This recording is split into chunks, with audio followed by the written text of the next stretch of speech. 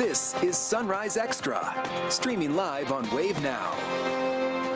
Well, good morning. 7 o'clock right now. You made it to Friday, and those kids are off for day 2 at JCPS. Yeah, and hey, the good news is it is Friday, so even though school year just started, you already get a weekend. Already to the weekend, and the weekend is looking pretty good. For the past couple of weekends, we just had a lot of rain. We have a little rain this time around. We'll take it. We'll take it better than what we had before, right?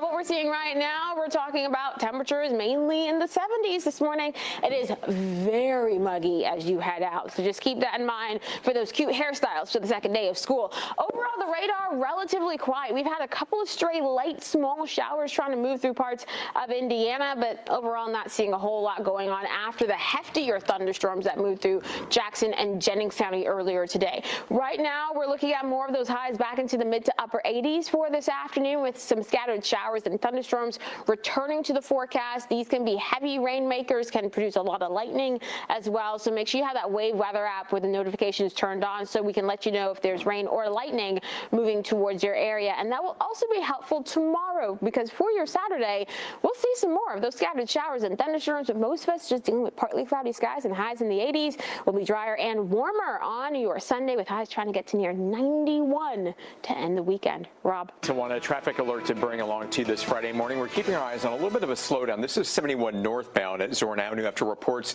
of an accident that came in just about 10 minutes ago. That's already a busy area with all the construction, so watch your speed.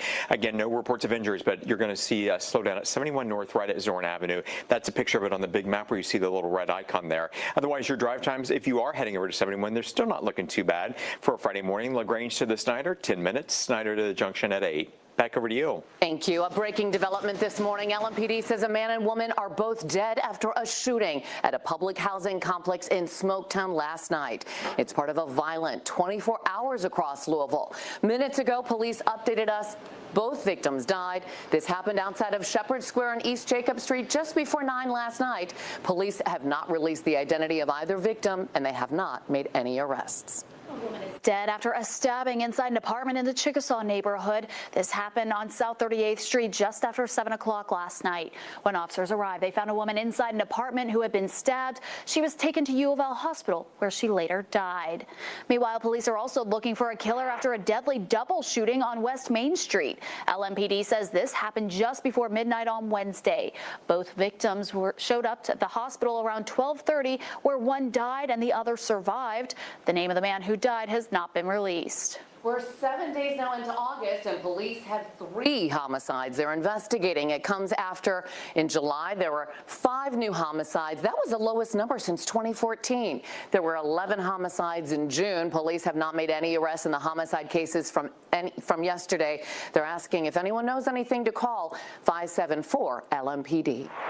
A man will face criminal charges after police say he stole a JCPS bus yesterday afternoon. LMPD says there were no students on the bus when it happened, but the driver hit 2 parked cars in Nulu. Witnesses gave LMPD a description of the suspect. They then tracked him down at Waterfront Park. Police say because charges against the man are pending, they've not yet released his name.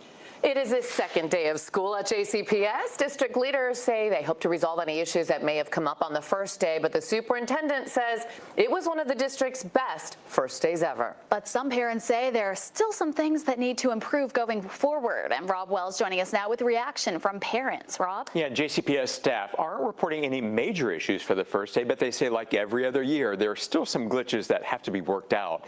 District leaders say that the last student was dropped off at 6:22 last night following the first day of school. Most complaints reported Thursday centered on transportation, including changes to the bus stops and buses that just didn't show up. One reported issue happened at the bus stop at 10th and Chestnut Streets. That's a location that drew a lot of attention last year after a young mother, Radeja Williams, was fatally shot while walking her daughter to the stop. Thursday morning, bus patrol monitors tell us that no bus arrived there for a group of 12 students that were waiting. Superintendent Dr. Brian Yearwood also said that parents reported difficulty accessing the new My Ride K-12 app, which allows users to track a student's bus in real time. It's a brand new app, and like everything else, there's some glitches that we have to work through, but we have some alternative plans. We have individuals that can call 485 RIDE to get information. They can call the school. There's also information available on Bus Teller. Transportation Director Rob Falk said that district took about 1,600 phone calls to the bus hotline he just mentioned, 485 RIDE. About that new app, Falk also added about 16 students ended up at locations that they weren't supposed to, but then were quickly located and picked up for buses. JCPS Transportation Hotline is still operating. They opened at 6 o'clock this morning, in case you need it. It'll be open through next Wednesday, but not on the weekends. By the way, there's also multilingual call takers available to help you out. Olivia? Thank you, Rob. Former Bardstown police officer Nick Houck doesn't want to face a Nelson County jury, just like his brother before him. He's charged with perjury, accused of lying under oath during the investigation into the 2015 disappearance of Crystal Rogers. Judge Charles Sims is letting prosecutors and the defense try to agree on a new county for the trial. If they can't agree, each side must submit a list of 10 counties, and the judge will pick one that overlaps. A recent filing formally links Houck's case to the Rogers investigation and lists grand jury material from 2015 and 2023, plus a witness list that includes other Houck family members. The deadline to set a new venue and Houck's next pretrial hearing is August 28th. A man's waiting to learn how much time he'll spend in prison after being convicted for a deadly shooting at a South Louisville gas station. Gage Lewis was found guilty of murder. Police say he shot two men inside the Speedy Mart on Taylor Boulevard in May of 2024. 21-year-old Dion Smith Jr. died. Police say there was video surveillance of the shooting, and Lewis admitted to pulling the trigger. Yesterday, a jury recommended he serve 20 years behind bars.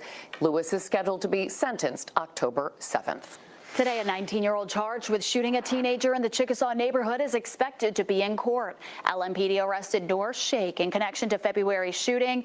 Officers responded to Greenwood Avenue to find a 16-year-old who had been shot. An arrest report says Sheikh was in a stolen car when he got into an argument with two teenagers walking to the bus and shot the victim. The 16-year-old survived their injuries. Sheikh faces charges including assault, receiving stolen property, and tampering with evidence. Governor Beshear now laying out some new rules for any company planning to build a data center in Kentucky. The governor announced his executive order would prevent facilities from impacting electric bills and the environment.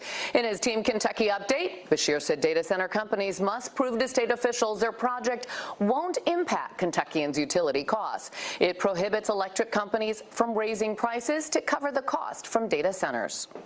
To be clear, this order doesn't say yes to any data center.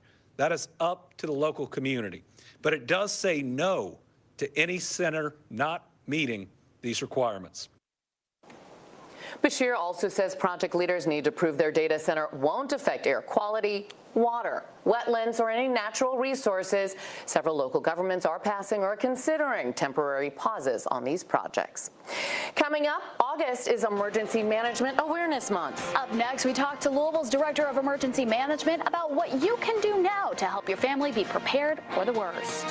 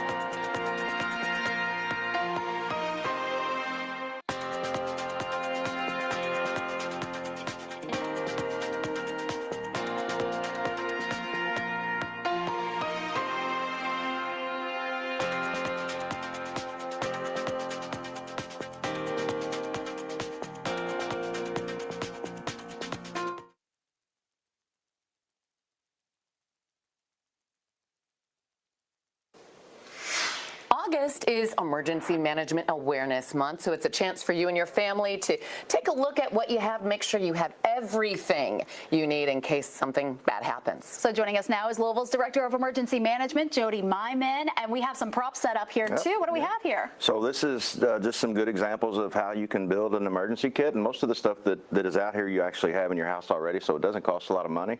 But you know, from a flashlight to a weather radio to some tools, a mask, a whistle, so if you get caught somewhere in your house, if there's a tornado or something, you can let people know where you're at. So this is just something that you should have built, you know, in the case of there's some kind of severe weather, or you have a shelter in place where you can't get out. So yeah, it's just some things to have, you know, charger for your phone. Oh yeah, good idea. Yep. Yeah, so you're not, in case you have to get out quickly, so you're not racing around your house trying to find the things. You should have it all together in one spot already. Right, and if you go back to, you know, some of the times that we've had over the last year where we've done a shelter in place where we ask people to go in, shut your windows, shut your HVAC off, and just kind of wait for information. So you have this stuff where if you can't get out, you lose power, any case like that, you just want this emergency kit in your house. So why is August the perfect time to start talking about this and prepare now? Yeah, so Emergency Management Month is an opportunity for us to get the word out and do community engagement, and then September is National Preparedness Month, so it's 2 months back to back that people can take advantage of to get all the information they need. Okay, what is this, by the way? So that is a charger. Oh, it's a charger. Just plug it right in. So. Okay. There you go. Okay, that's it. I've never seen a charger like that. Okay, and a screwdriver. Yeah, tools, what do you need this channel locks, pliers, if you have to turn, potentially have to turn your gas off or turn utilities off in your house or something like that. So it's just good to always have tools in your house. Do you find that a lot of people already have these around, they just don't have them all together in one place? Yeah, and you know, that's the time you don't want to, that's not the time to go scrambling to find this stuff. You want to kind of keep it together, and that's not, like if you need a flashlight other times to work on your car or something, that's not the flashlight you go get. So keep this stuff together and keep it in your basement and or somewhere readily available that your family knows where it's at. You must have the safest house. No, it's, I bet, right? Yeah, the family knows what to do when something happens. Call you. Yeah. Right. And then our Lou Ready app. I don't know if you've seen our Lou Ready app. No, tell us about it. Yeah, so we've got an app. It's like a one-stop shop. It tells you how to build these kits. There's evacuation shelter-in-place information. But the cool thing, we just rolled it out this week, is now we have several weather cameras throughout Jefferson County that's public-facing that the public can get on and take a look at that. I think they're going to show some examples of that now. But it shows real-time weather data along with the camera, like I said, throughout Jefferson County. So. And people can access those on their own devices. That's right. Wow. Yeah, how do they find it?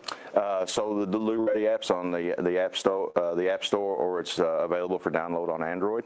And then you go through I think it's the weather section of the app, and it shows the cameras, and you just select the camera that you want.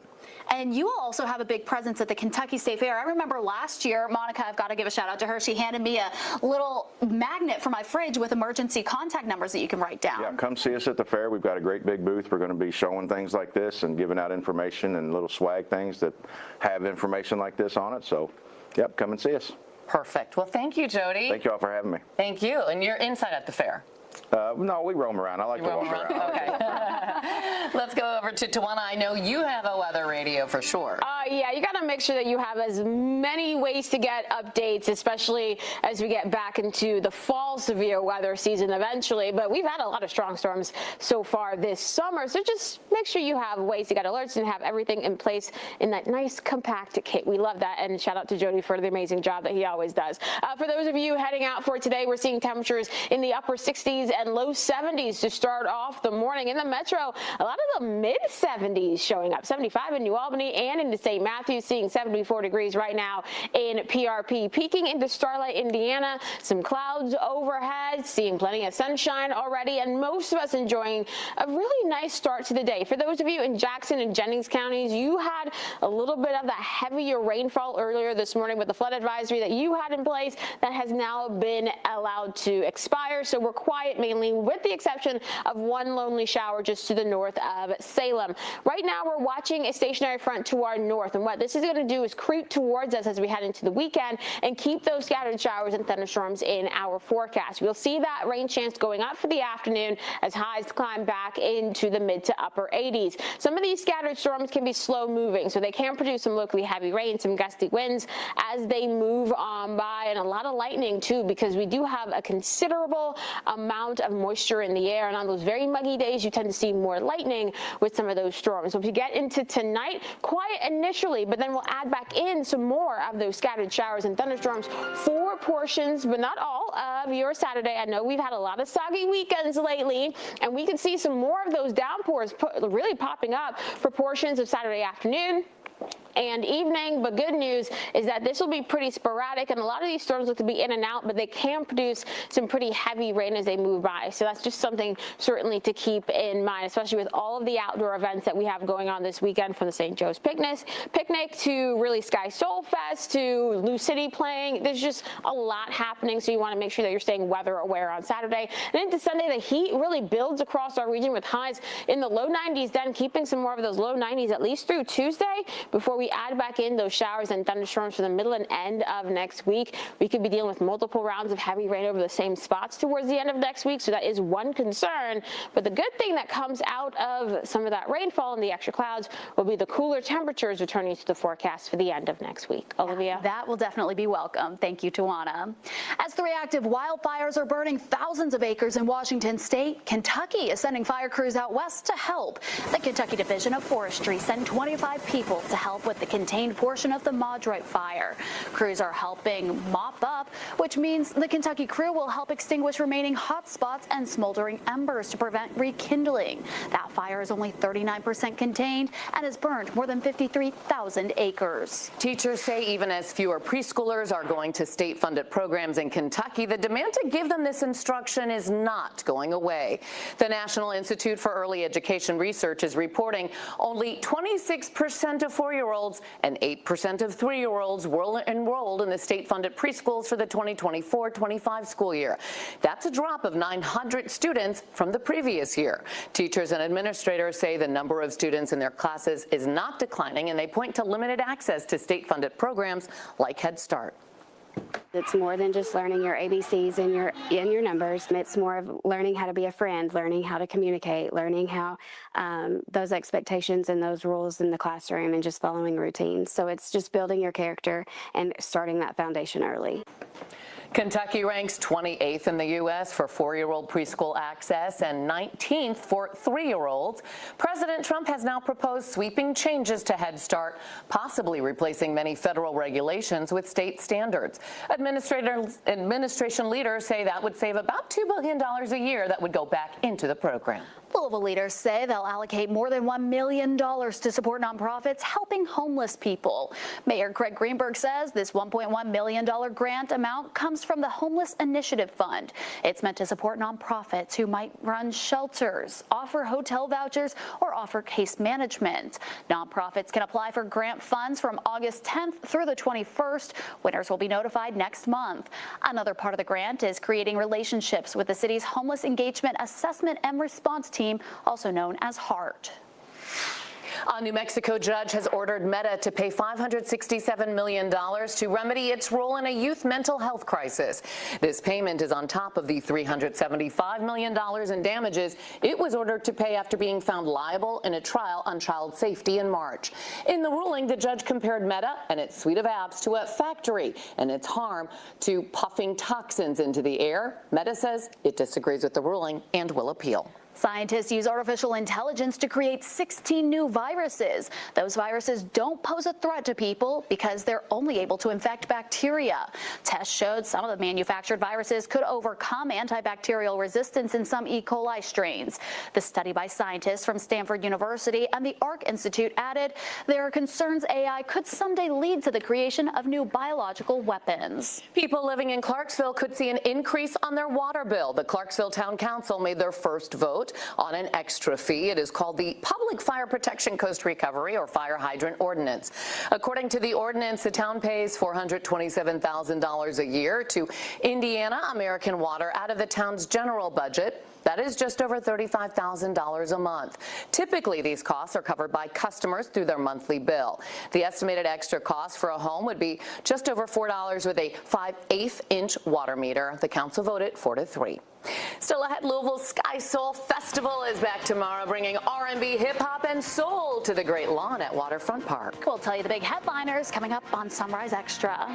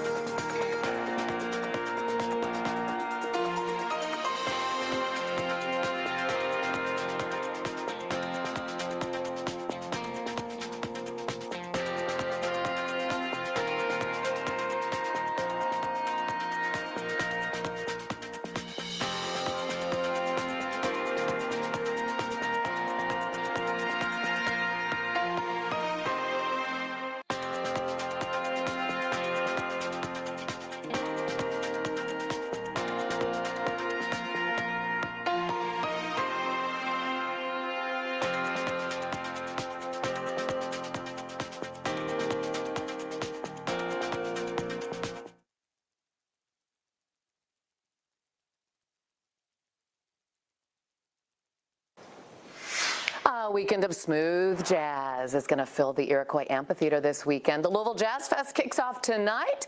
Things start with Boney James, Avery Sunshine, and making his Louisville debut, the magical Marcus Miller. Then tomorrow it's Brian Culberson, Lindsey Webster, and Marion Meadows taking the stage. Tickets are priced about $88. You can get them on Iroquois Amphitheater's website. And Louisville Sky Soul Festival is back tomorrow. This is the city's celebration of R&B, hip-hop, and soul, and they have a lot of great singers and performers. Some of this year's headliners: American Idol and Grammy winner Fantasia, rap icon Busta Rhymes, and R&B singers Johnny Gill and Tonio Armani. They'll have a lot of food there, too, you can check out. This is going on tomorrow from 3 to 11 at the Great Lawn at Waterfront Park. You can get tickets at SkySoulFestival.com. Well, it's never too early to start thinking about the next Kentucky Derby. Churchill Downs says its all-inclusive dining experiences for the 153rd running of the Derby and Oaks are now available for fans to buy. These dining experiences included chef-curated menus and drinks, plus complimentary off-site parking with shuttle service and reserved front-side seating for both days of racing. But the two-day all-inclusive tickets start at more than $2,100 each. The 153rd Kentucky Oaks will run on Friday, April 30th of 2027, and the Kentucky Derby will run on Saturday, May 1st.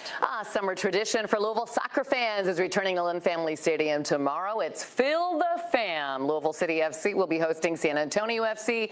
Kickoff is at 8, and if you get there early, there's happy hour pricing. Plus, free T-shirts will go to the first 2,500 fans through the gates.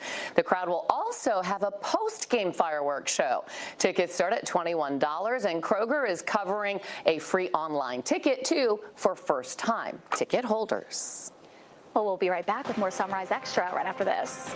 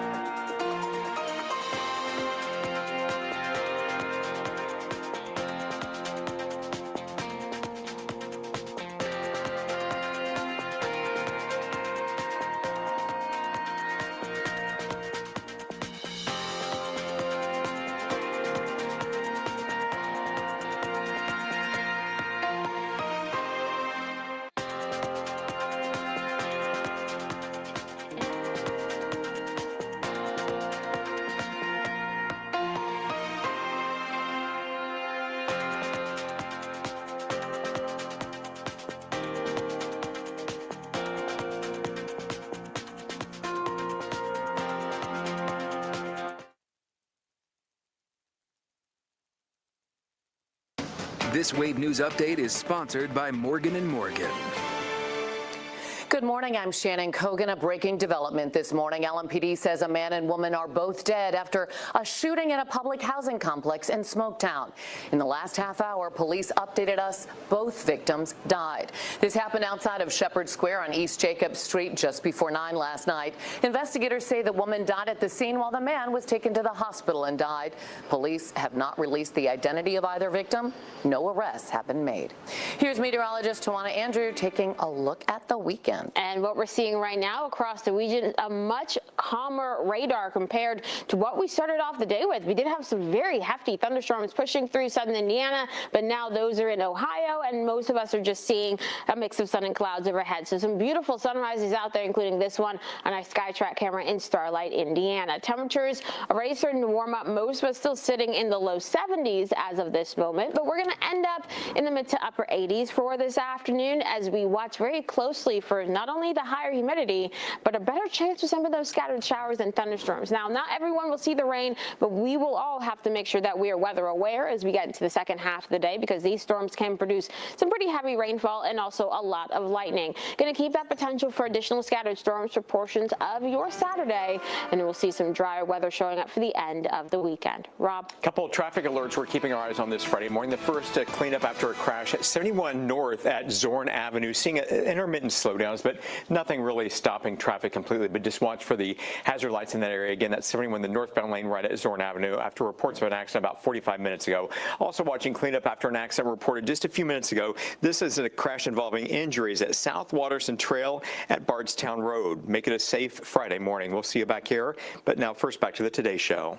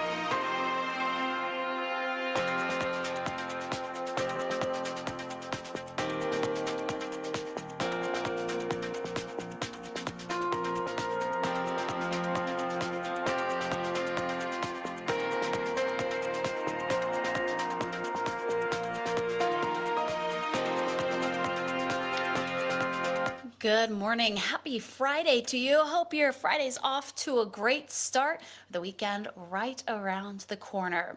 Well, Kentucky Senator Mitch McConnell is now home, according to a new update from the 84-year-old congressman. On Thursday, McConnell released another update saying he's been discharged from a rehabilitation center where he's been recovering from a fall in June. In a statement, the senator said, Elaine, his wife, and I are grateful for the many well wishes and support from our friends, colleagues, and Kentuckians, and for the attentive care I've received from excellent doctors, nurses, therapists, and hospital staff. McConnell has been absent from Congress for nearly 2 months. The senator's team was virtually silent in the first few weeks after his initial hospitalization, leading to Governor Andy Beshear urging McConnell to either be transparent about his condition or resign. Senate Majority Leader John Thune spoke on his recovery Thursday. It's been several weeks since I've talked to him, but I know that others have. The chairman of the Ag Committee, John Bozeman, he's a member of the Senate Ag Committee, and so as we consider this Farm Bill markup, there were conversations that he had with him, but I haven't spoken to him in a while. Republicans in the Senate felt McConnell's absence Thursday as they were unable to advance the Farm Bill out of committee without his vote. With the Senate leaving for its August recess, it's not known if McConnell will return in mid-September with the rest of his colleagues. Meanwhile, on Capitol Hill Thursday, a Senate committee voted to hold Dr. Anthony Fauci in contempt of Congress. It follows Fauci's appearance last week for an initial hearing examining the federal government's response to the COVID-19 pandemic. Fauci refused to answer questions, pleading the Fifth more than 100 times. Republicans are accusing Fauci of misusing the Fifth Amendment, stating his pardon by President Joe Biden disqualifies him from invoking that right. If found guilty, Fauci could be charged with up to a year in jail time and a fine of up to $100,000. 1 million Americans died, and I think they deserve to know the truth. Anthony Fauci has advocated for dangerous gain-of-function research for 2 decades now. The question why is not a question that he can have liability for. He was given a pardon. Interestingly, the pardon starts in 2014. That's when the funding of the lab in Wuhan started. So I think he should answer questions. The U.S. State Department states the research on the Wuhan lab began in 2016, not 2014, as panel chair and Kentucky Senator Rand Paul just said. He says he plans to bypass a full Senate vote and send the recommendation directly to the Justice Department. Vice President J.D. Vance must first approve that procedural step in his role as the president of the Senate. The Justice Department would then decide on whether to pursue charges. Ford is building its brand new electric mid-size truck right here in Louisville. The Fathom will roll off the assembly line early next year. Wave News anchor Scott Reynolds explains Ford's rolling the dice on another EV after huge losses and disappointing sales of electric vehicles.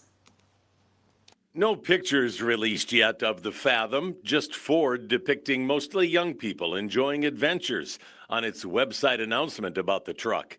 And it will be a midsize, similar to the very successful Maverick, but that's gas and hybrid powered. The Fathom will be made on an entirely new $2 billion retooled assembly line at LAP that for years built the Escape until sales dwindled. It's Ford's first foray into a much different assembly line than this. It will be an assembly tree with 3 separate lines, the front, the back, and the platform with battery converging at the end, reducing workstations by about 40%.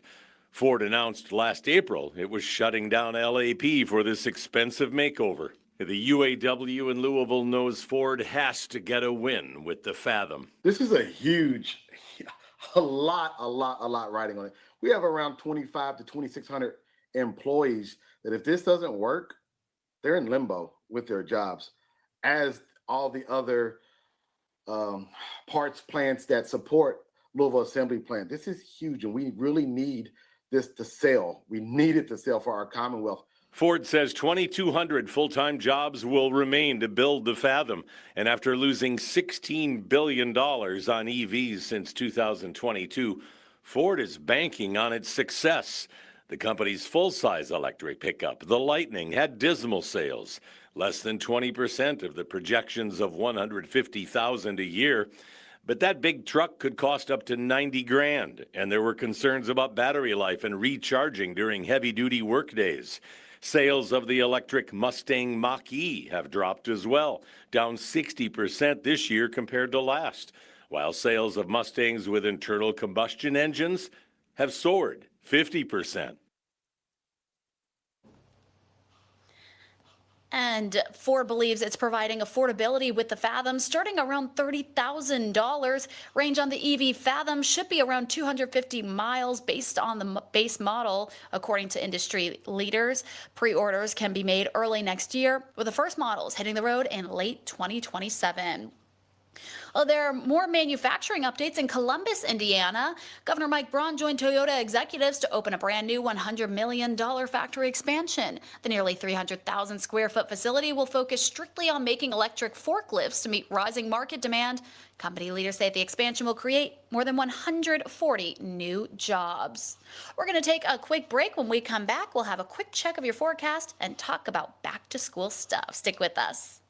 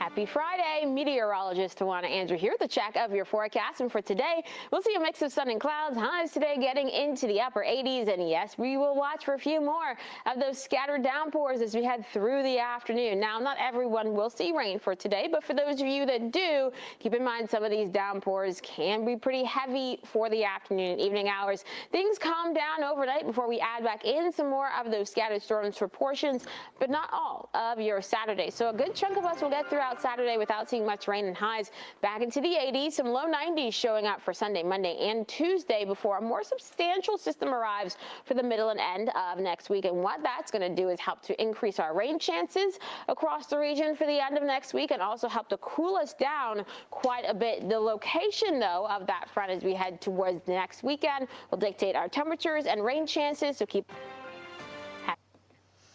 Well, Bullitt County families have less than a week to get ready for some big changes when school starts next Wednesday. Wave News reporter Meredith Lee has everything students and families need to know. Bullitt County Public Schools last redrew its attendance zone map nearly 20 years ago. A lot has changed since then. Parts of the county grew faster than others, leaving some schools overcrowded and others with room to spare. Starting next week, the district is correcting that, shifting neighborhood boundaries, moving students to the schools nearest to them, and adjusting bell times so that every student, regardless of grade level, gets the same 6.5 hours of classroom time each day.